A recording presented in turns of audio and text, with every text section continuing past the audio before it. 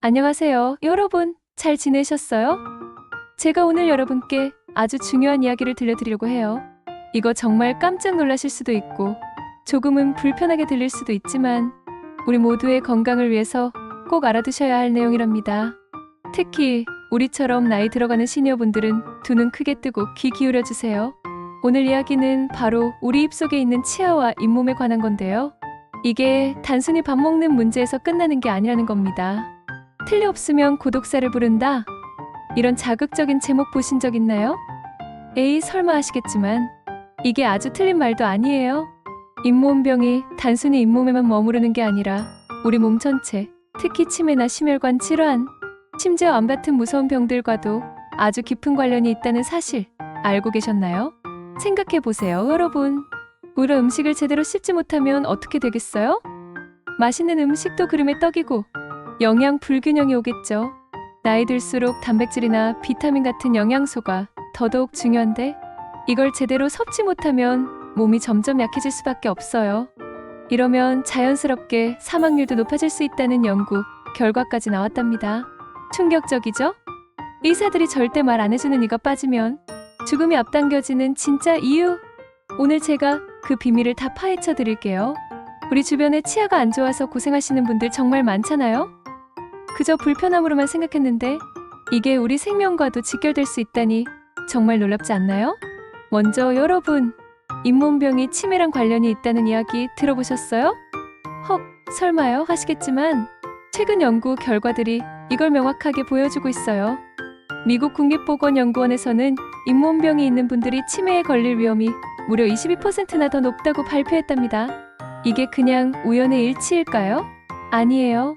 의학계에서는 잇몸병과 치매의 연관성에 대해 아주 심도 있는 연구를 진행해왔고 그 결과들이 속속들이 밝혀지고 있답니다. 아니, 잇몸이랑 머리랑 무슨 상관이야? 하실 수 있죠? 저도 처음엔 그랬어요. 그런데 말이에요. 우리 입속의 세균들이 보통 녀석들이 아니더라고요. 이 조그만 세균들이 우리 몸에 아주 중요한 부분인 뇌에까지 영향을 미칠 수 있다는 사실에 저도 정말 깜짝 놀랐답니다. 특히 포르피로모나스 긴기발리스라는 이름도 어려운 이 잇몸병. 원인균이 알츠하이머 환자분들의 뇌에서 많이 발견된대요. 이 녀석들이 긴기페인이라는 독소 단백질을 내뿜는데 이 독소가 우리 뇌의 신경세포를 파괴하고 치매를 유발하는 아밀로이드 베타라는 물질 생성을 막 증가시킨다고 합니다. 아밀로이드 베타는 치매 환자분들의 뇌에서 특징적으로 발견되는 단백질 덩어리인데 이 잇몸병 세균이 이 나쁜 단백질을 더 많이 만들게 한다는 거죠? 아니, 입속에 살던 세균이 뇌까지 가서 이런 말썽을 부린다니? 생각만 해도 소름 끼치지 않으세요?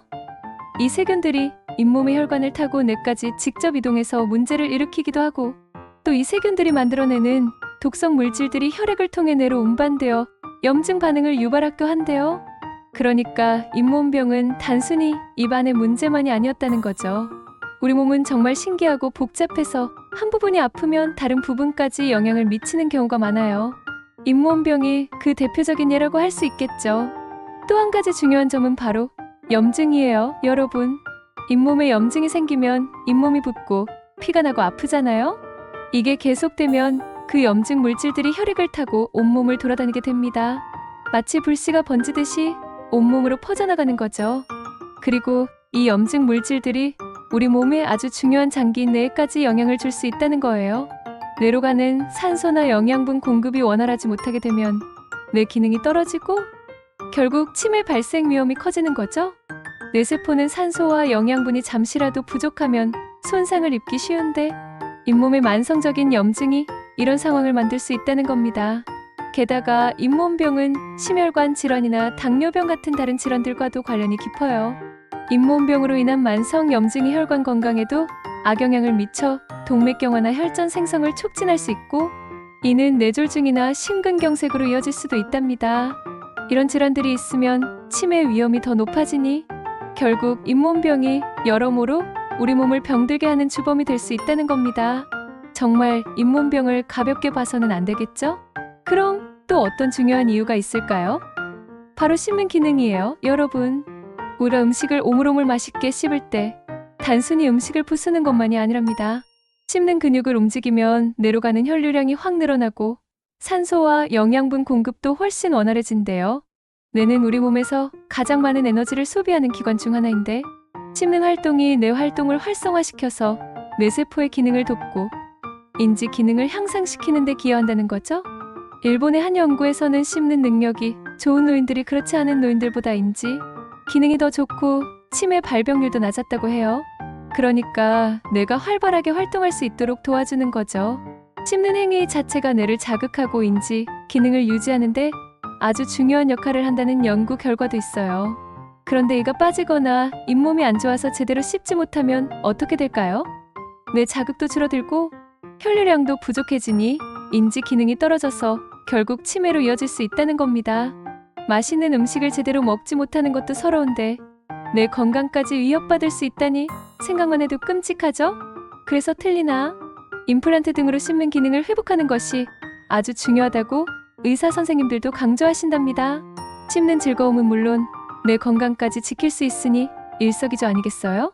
그러니까 여러분, 우리 치아 건강은 단순히 씹고 말하는 기능적인 문제를 넘어서 우리 몸의 가장 중요한 부분인 뇌의 건강과도 직결된다는 걸 꼭 명심하셔야 해요. 저는 여러분이 이 이야기를 듣고 절대로 좌절하거나 낙담하지 않으셨으면 좋겠어요. 오히려 지금이라도 이 사실을 알게 되셨으니 훨씬 다행이라고 생각해요. 중요한 건 오히려 지금부터라도 제대로 알고 관리하면 충분히 예방하고 늦출 수 있다는 겁니다. 어휴, 나는 이미 늦었어 하고 포기하지 마세요. 우리 몸은 우리가 노력하는 만큼 보답해 준답니다. 그럼 어떻게 해야 할까요? 첫째, 바로 올바른 양치 습관입니다. 매일 3번, 식사 후에 3분 동안 꼼꼼하게 양치하는 건 기본 중의 기본이죠. 여기서 더 중요한 건 치아와 잇몸 사이 경계 부위를 잘 닦아주는 거예요.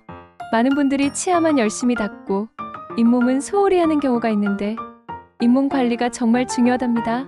칫솔모를 잇몸선에 45도 각도로 밀착시켜서 잇몸에서 치아 방향으로 쓸어내리듯이 닦는 표준 잇몸 양치법 또는 변형 바스법이라고 불리는 방법이 아주 좋다고 해요. 이 방법은 잇몸 마사지 효과도 있어서 잇몸 건강에 더욱 도움이 된답니다. 그리고 칫솔만으로는 부족하니 치간 칫솔이나 치실을 꼭 사용해서 치아 사이에 낀 음식물, 찌꺼기와 치태를 제거해주세요. 치간 칫솔 사용법이 어렵다면 치과에서 배우시거나 인터넷 영상을 참고하시는 것도 좋은 방법이에요. 이게 정말 중요해요. 여러분, 우리 입속 청결을 유지하는 것이 잇몸병 예방의 첫걸음입니다. 둘째는 정기적인 치과 검진과 스케일링입니다. 여러분, 치과 가는 거 무서워하지 마세요. 젊을 때는 치과를 밥 먹듯이 다녔는데 나이 들면 더 자주 가야 한답니다. 아무리 양치를 꼼꼼히 해도 치아 사이에 치석이 쌓이기 마련이고 잇몸 상태도 점검해야 하잖아요. 치석은 칫솔질로는 제거가 어렵기 때문에 꼭 전문적인 스케일링이 필요해요. 적어도 6개월에 한 번씩은 치과에 가서 스케일링도 받고 잇몸 상태도 체크하는 습관을 들이세요. 혹시 잇몸에 문제가 생기기 시작했더라도 조기에 발견하면 간단한 치료로 해결될 수 있답니다. 미리미리 관리하는 게 돈도 아끼고 건강도 지키는 가장 좋은 방법이에요. 아프고 나서야 병원에 가는 것보다 아프기 전에 미리 예방하는 현명한 습관을 들이는 게 좋겠죠? 셋째는 잇몸병 증상이 나타나면 바로 치과에 가기입니다. 잇몸에서 피가 나거나 잇몸이 붓고 아프다면 아유 괜찮겠지 하고 대수롭지 않게 여기지 마시고 바로 치과로 달려가셔야 해요. 잇몸병은 초기에 치료하면 간단한 스케일링이나 약물 치료만으로도 쉽게 잡을 수 있지만 내버려 두면 점점 더 심해져서 나중에는 잇몸뼈까지 녹아내려 결국 치아를 잃게 될 수도 있답니다. 호미로 막을 것을 가래로 막는다는 말이 딱 이럴 때 쓰는 거예요. 아픈데 참고 있으면 더 큰 병을 키울 수 있다는 사실 꼭 기억해 주세요. 통증이 없더라도 잇몸이 부어있거나 색깔이 변했다면 주저하지 말고 치과를 방문해 주세요. 우리 몸이 보내는 작은 신호들을 무시하지 않는 것이 중요하답니다. 사랑하는 여러분, 우리 치아는 오복 중에 하나라고 하잖아요. 치아가 건강해야 맛있는 음식도 실컷 먹고 활짝 웃을 수도 있고 사랑하는 사람들과 편안하게 대화할 수도 있고 무엇보다 건강하게 오래오래 살 수 있답니다.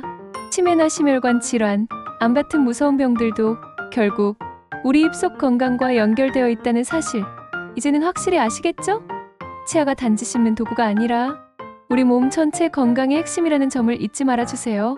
그러니까 오늘부터라도 우리 치아와 잇몸을 소중하게 생각하고 잘 관리해 주세요. 매일매일 꼼꼼하게 양치하고 정기적으로 치과에 가서 검진받는 거 절대로 잊지 마세요. 혹시 주변의 치아 때문에 고민이 많으신 분들이 있다면 오늘 제가 드린 이 이야기를 꼭 전해주시길 바랍니다. 우리 모두 건강한 치아로 행복하고 활기찬 노년을 보낼 수 있기를 바랍니다. 우리 삶의 질을 높이는 가장 기본적인 시작이 바로 건강한 치아와 잇몸에서부터 시작된다는 것을 기억해 주세요. 오늘 이야기가 여러분께 많은 도움이 되었으면 좋겠네요. 다음에 또 좋은 정보 가지고 올게요. 안녕히 계세요.